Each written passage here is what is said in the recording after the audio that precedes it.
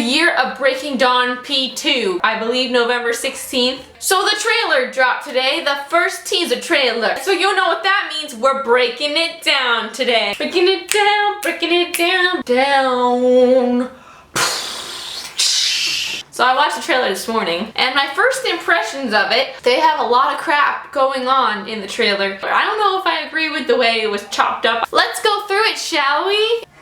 Summit logo. Breaking Dawn is my favorite of the books, and I don't know if I like the idea of seeing it all in film. It's just gonna be so weird because I read Breaking Dawn like 8 times, and I know you're judging me right now. I don't know what it is about Twilight that gets you, but when you read it without any outside influences, I don't know, there's some part of its brain soul that just latches onto, and you can't, it was all I thought about for such a long time. Like, I just want to reread all the Twilights, all of the second half of 2008. It's weird, because it's not like that now. Like, oh yeah, I have an appreciation for Twilight, but I'm not like, but there was a time, you know.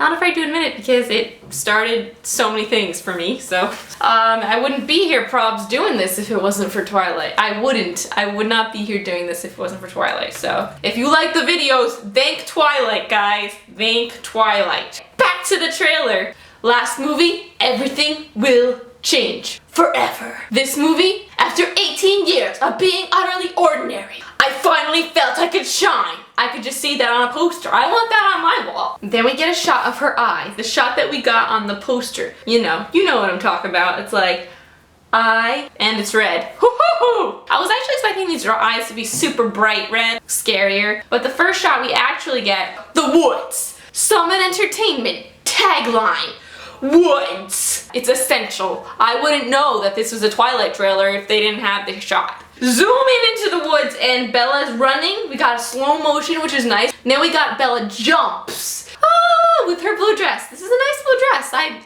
Kudos on the blue dress, guys. Oh, then we see her in the light. She doesn't really look like she's glittering, but you know, they change the glitter effect every movie. Sometimes they don't even glitter. Sometimes they're just like, we're just gonna shine light on her from far away so you can't really tell that she's supposed to be glittering. You're so beautiful. Shot of Edward grabbing her hand, and we get a nice engagement ring shot. You know, it's probably the first time they interact. I don't know, I imagined her more, I don't know if you guys have been watching True Blood, but you know how Tara is like, she's more jerky and more animalistic right after transformation. We're the same temperature now. Let's make out.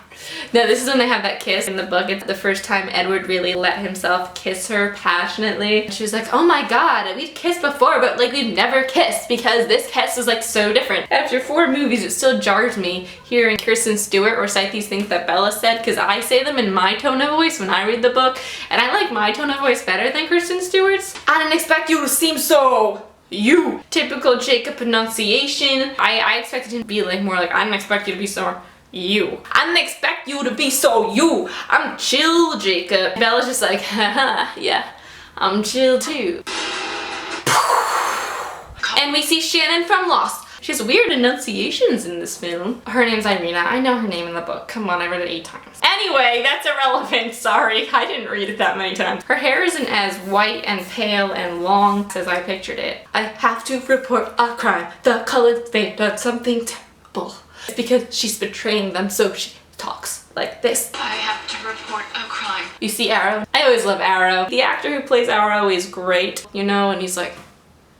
We see Bella and Edward handing Renesmee off to Rosalie. She's swaddled, so this must be when she was just born. Volturi think Renesmee is an immoral child. She was born, not bitten. She grows every day. Then we go Rob picking up Renesmee, who grows every single day, and she's seriously like 7 feet taller than she was last time. She's almost Rob's height. The next 2 shots, there's no progression. Just confusing for the people who don't know the Twilight. Not that they care. Oh my. Arrow is pissed. Actually, he's not pissed. He's like, yeah, I have an excuse to attack these bitches that I've been waiting to attack for a really long time because I just want to take all their powers. Arrow, I can just picture evil laughing by himself in the corner. Now we have this shot of Seattle with the trees because we forgot that they were in Washington. We forgot they were in Forks. We forgot trees existed in the Twilight movies. At least I did. So we get this shot of Bella. It's a beautiful shot. These lit up trees all covered in fairy lights, as the English call them. And then it must be that pointless part of the book where she gets all those documents so that they could escape after she and Edward die, even though that doesn't happen. has never been more. We get this really quick shot of Dakota Fanning, because you can't have a Twilight trailer without Dakota Fanning now. I see these movies because Dakota Fanning's in them. She's got like 2 minutes in each film and they're glorious. Her hair looks pretty cool here. Oh, just dawning on me what this is. That child from the coven, the Alaska coven, the child that their mom took in and then their mom got killed for, maybe? It's never been more imperative. Of Arrow closing a book. Maybe they have a book of rules, but it seems like Arrow just makes up the rules as he goes. Cullens are not allowed to live because I said so. Then we got this famous Alice scene and she drops the flowers and Bella could have gone across the room and picked them up herself before it hit the floor if she wanted to. I remember the excerpt so clearly in my mind. Then we get the telltale shots of Volturi moving really smooth and the cloaked hood's like, oh no! That's the Volturi. It looks like they have heavier cloaks this time, which is weird because vampires don't get cold. Even though last time in Eclipse, Bella didn't even think she needed a jacket up in the mountains with all that snow. Yeah, I'm just gonna wear my flannel button down and I'll be fine. The Volturi, they're coming for us. And then we see this fogged line of Volturi with their nice little hoods, you know, because they gotta look cool. We gotta have matching cloaks. And we gotta walk in sync because that's how we roll. And they walk in one straight horizontal line.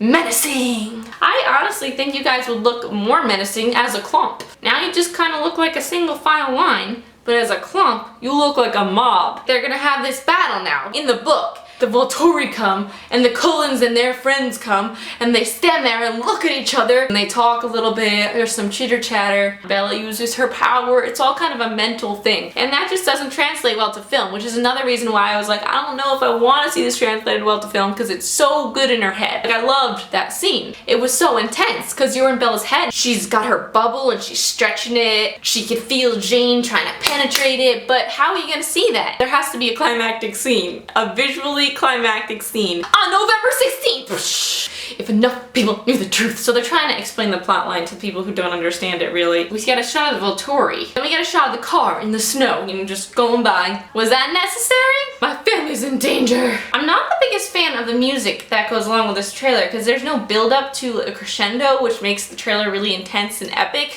It's kind of just a steady dun dun dun dun. Let me cut the trailers for you, please. Summit, hire me, thank you. I would love a job. My name's Christine, hi. Rob needs their help. There's a Volvo in the background. Some nice product placement, guys. We'll join you. I can only assume that maybe this is Ben, the Elements user dude. Then we see the Amazons. We will stand with you. This one looks familiar. Got the shot of Jacob. A lot of red eyes in this room. The epic finale. Ta-da! That will live forever. The epic finale that will live forever. Can the taglines get any more epic? I love the moment in the book, even though it's weird. Rob makes this piece of Jacob and he's like, my son. I don't know how that's gonna go down in actuality. Oh, Bella's first hunt. They didn't show any of that. Glad she hunts that mountain lion. Oh, that's gonna be exciting. And then we get this shot of Bella and Edward in the snow. Edward with his classic face. Bella's got her classic face. Arrow with his cape. He's got this red, he looks like a matador. He is the head of Volturi. I'll look a little more professional. Gotta have the shoulder pads, because that just makes all the difference. Boom! Don't let anybody hurt you. Then we get the running. So there's definitely a battle. Have they're running like, and we got a close up on Kristen. Badass vampire. She looks angry. She looks like Snow White, actually. The Twilight Saga, Breaking Dawn, Part 2. Hadn't figured that one out yet, guys.